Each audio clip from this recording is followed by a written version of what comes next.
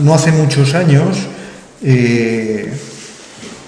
se presentó este modelo de factores que van a explicar, que ya han salido en nuestras conversaciones, el estado de salud. En principio, el nivel de salud o el estado de salud de las personas va a depender de su sexo, razones biológicas pueden explicar diferencias, razones de edad, cuantos más mayores nos hacemos, nuestro organismo se va desgastando, va a estar expuesto a muchos factores y vamos a tener más probabilidad de tener unos daños frente a las y los jóvenes. Los factores genéticos, por ejemplo, constitucionales, van a explicar en determinados casos determinadas enfermedades. Y próximos a ellos también se habla de estilos de vida del individuo. Estos estilos de vida que vemos, ya hemos visto datos que no se distribuyen de forma equitativa, no se distribuyen de forma igual en todos los colectivos, en todas las personas, en todos los grupos, sino que van a estar determinados por factores también, otros factores que los vamos viendo. La importancia de las redes sociales, comunitarias, el apoyo mutuo, el apoyo social, etcétera, etcétera, que también lo habéis citado, como un elemento que nos va a influir en la salud. Y los condicionantes de vida y trabajo, alguien ha dicho, el trabajo es muy importante, yo participo de ello, y otros elementos que se van a ir viendo, por ejemplo, la vivienda, el barrio, si estamos en una ciudad, si estamos en ámbito rural, depende de cómo sea la ciudad, depende qué servicios tenga, qué urbanismo tenga, lo vais a ir viendo estos días, depende de si tengo trabajo, ¿no?, del desempleo, que va a ser un factor explicativo importante también de determinados problemas de salud, de las condiciones de trabajo, las condiciones de empleo, si soy eventual, si soy precario, si tengo menos derechos que otros, si tengo trabajo fijo, si tengo un reconocimiento por mi trabajo, si tiene sentido mi trabajo para mí, todos estos elementos, o si estoy trabajando en un ambiente inseguro, insalubre, con exposición a agentes químicos, que esto sigue, es decir, vamos resolviendo algunos problemas, pero perviven. Luego veremos los datos de la importancia del cáncer en el mundo del trabajo. Y la importancia del cáncer también derivado del trabajo. La educación, el nivel educativo se ha citado, es importante como un factor, como una variable explicativa de los niveles de salud, y todo el tema de la alimentación, en el cual incluyo el alcohol porque aporta calorías, Entonces, bueno, también es muy importante el tipo de alimentación, y esto depende no solo de la producción. Ahora ya con la globalización consumimos fruta tropical a destiempo, en cualquier momento del año, quiero decir, pero también tiene que ver con las superficies, la comercialización de los alimentos, qué es lo que se favorece, las políticas de precio de los alimentos, qué es lo que puedo consumir, etcétera, etcétera. Es bastante complejo, pero que tiene muchos elementos, digamos, macroestructurales que nos explican el por qué consumimos un tipo de alimentación u otro, por qué abandonamos unos consumos e iniciamos otros.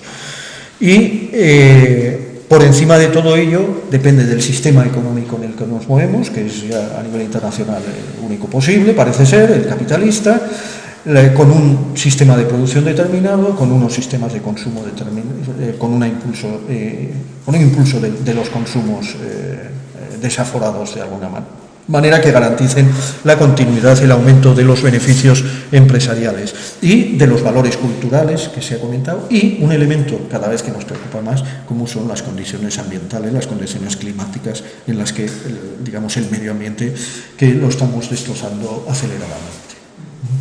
Todos estos elementos son los que explican, de alguna manera, los que influyen en los niveles de salud de diferentes colectivos según en qué situación se esté respecto a estas variables.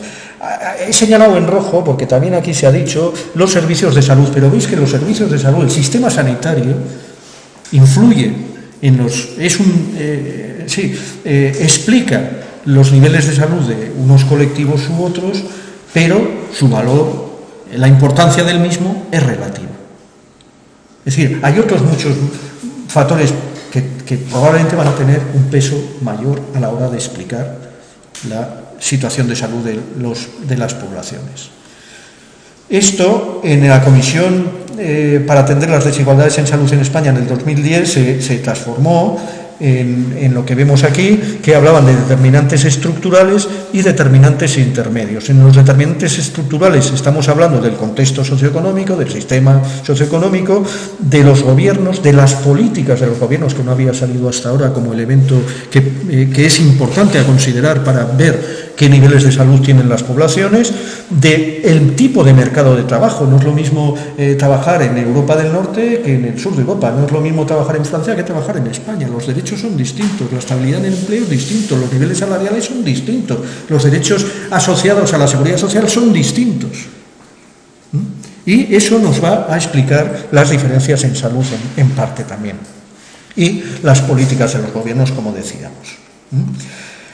Además, en un marco determinado de cultura y de valores concretos. Y de todo esto concluyen en los que llaman ejes de desigualdad, que son los ejes explicativos de las probabilidades que esos colectivos o esas personas, mejor dicho, van a tener de enfermar de muchas de las enfermedades más importantes, más extendidas.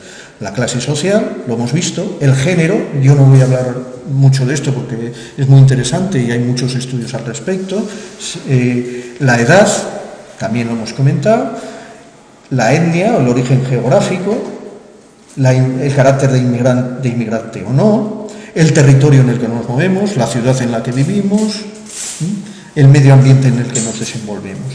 Estos ejes de desigualdad, en realidad, lo que están expresando son desigualdades en el poder, en las capacidades, en las posibilidades de decidir cosas sobre nuestra propia vida. Otro elemento importante a considerar en las sociedades que vivimos es la somatización. El otro día estuve con un médico digestólogo de Irún y me dijo, a ver, yo estoy viendo que el 70% de mis pacientes son funcionales, quiere decir que están derivados de estrés somatizado. Somatizar el conflicto. Somatizar el conflicto se ha convertido en un medio, en un mecanismo social de derivar el malestar. En vez de derivar el malestar en que estás explotado en tu fábrica haciendo 3 turnos y desarrollas una úlcera, ¿no?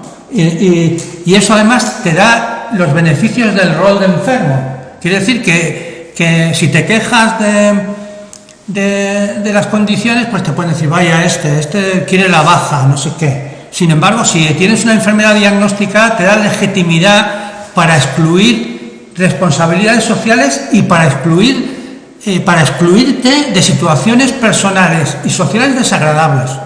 Y entonces el mecanismo de la somatización, de recurrir a esto para solventar conflictos y para obtener ganancias sociales es muy peligroso. Lo estructural es lo decisivo, pero para cambiar lo estructural necesitas construir una fuerza que empuje hacia una sociedad diferente, ¿no? Y construir una fuerza que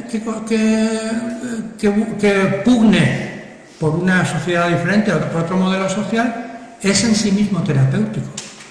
La paz hizo que la gente no siguiera siendo desahuciada porque los poderes públicos fueron derrotados, pero parcialmente. Pero construyó una red social de gente que tenía una autoestima, que se sentía culpable por perder la vivienda, por no haber tenido trabajo, y construyó una dignidad colectiva y unos lazos sociales de lucha y autocrecimiento personal. Y entonces yo creo que todo ese tipo de cosas, los chalecos amarillos en Francia, a la gente de los suburbios que luchaba por el precio del gasoil, porque no les llegaba el precio del gasoil con el nuevo impuesto para ir al trabajo y compensar, pero lo que hizo fue que gente adquiriera la dignidad de luchar, porque luchar da dignidad y da salud. Entonces yo creo que habría que ver cómo se articula todo eso, pero desde luego cualquier fórmula, también se ha citado, que no sea dependencia, sino sea autoafirmación y autoorganización, seguramente sea lo decisivo, ¿no?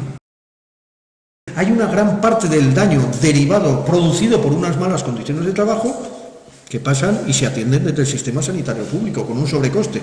Esto es penoso en un Estado como el español, donde mantiene unas mutuas patronales que atienden los daños de los trabajadores, cosa que no pasa en el resto del mundo, excepto en América Latina por herencia. cultural, pero en el resto de Europa no.